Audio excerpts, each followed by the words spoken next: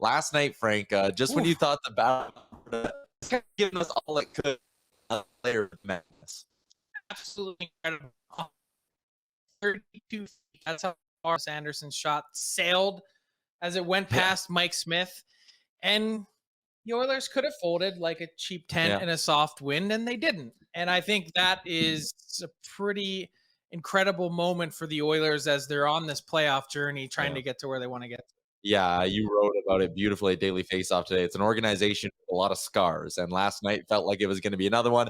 It wasn't. We'll get into that with Jason Gregor coming up later. We'll get into that goal later as well in our inbox question. But for now, let's throw 2 minutes and 30 seconds up on the clock and talk about this series from a Calgary Flames perspective, Frank, where they're now pushed to the brink of elimination after winning game one of this series and winning game one of this series in convincing fashion. A Tkachuk hat trick. Their stars looked like they were rolling. I mean, you can go back to game 7 of the last series. Johnny Gaudreau finally has his signature playoff moment.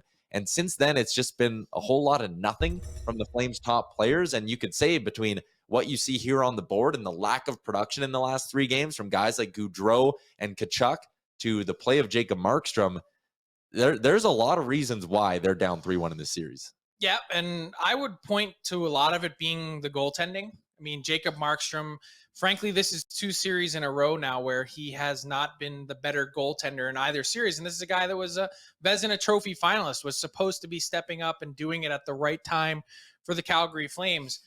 Their depth hasn't shown up, as you pointed out. And, I just think when you take a look at this from, the other side and you see someone like Ryan Nugent-Hopkins, yes, the Oilers stars have been incredible. Connor McDavid and Leon Draisaitl and Evander Kane, the numbers they've put up have been incredible. But when you have Ryan Nugent-Hopkins, a player who's, could have played a pivotal role in this series, outscoring Matthew Tkachuk in points and on par with Johnny Gaudreau in points, and that includes game 1 and the wild 9-6 win, you can see why this has been an uphill battle for the Flames. I'm still surprised, Tyler, that they haven't been able to get in and establish their identity. You and I were sitting next to each other in the press box at the game last night. And we were saying to each other, the Flames really seem like they figured it out. Like they got it going a bit. And then to get to level ground and the pushback that came from the Oilers side as opposed to the Flames is maybe the most surprising part of game 4 is that you'd expect when Calgary, gets that fluke goal that they'd step in and get the next one. They didn't. And now they're on the brink. And now this Battle of Alberta, need to fully admit that I was wrong in saying earlier in the series, Tyler, that I thought that the Calgary Flames could make this a short series. It's the Edmonton Oilers who have the opportunity on Thursday night in game 5 at the Dome. Yeah, I mean, you go back to after game 1 and it was like, hey, the Flames are rolling. That offense, they found a way to force the Oilers and kind of expose maybe what we thought was a bit of a weak blue line in terms of their ability to handle the forecheck.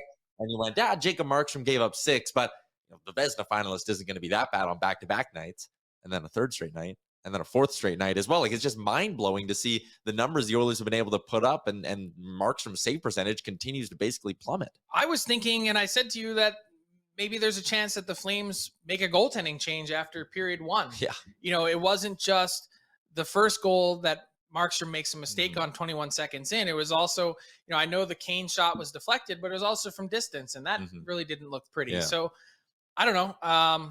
The Flames they're hanging on for dear life, a team that a lot more was expected from.